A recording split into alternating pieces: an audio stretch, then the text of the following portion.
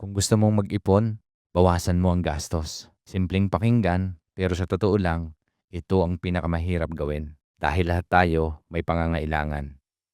May pamilya, may responsibilidad, at minsan, gusto rin nating maramdaman na yung pinaghirapan natin may balik.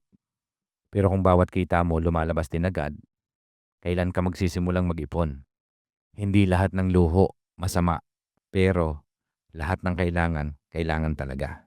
Minsan, kailangan nating ipaalala sa sarili. Hindi lahat ng sale dapat bilhin. Hindi lahat ng gustong bilhin dapat unahin.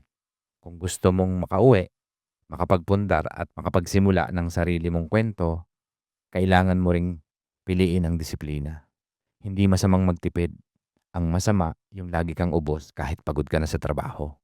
Kaya kung gusto mong makapag-ipon, bawasan mo ang gastos para sa sarili mo, para sa pamilya mo, at para sa kinabukasan mo.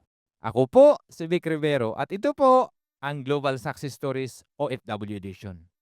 Kung nais niyong matuto, magtagumpay, at maging inspirasyon sa iba, ipalo niyo kami dahil ang bawat kwento ay paalala na ang tagumpay ay bunga ng tiwala, pagtsatsaga, at pananampalataya.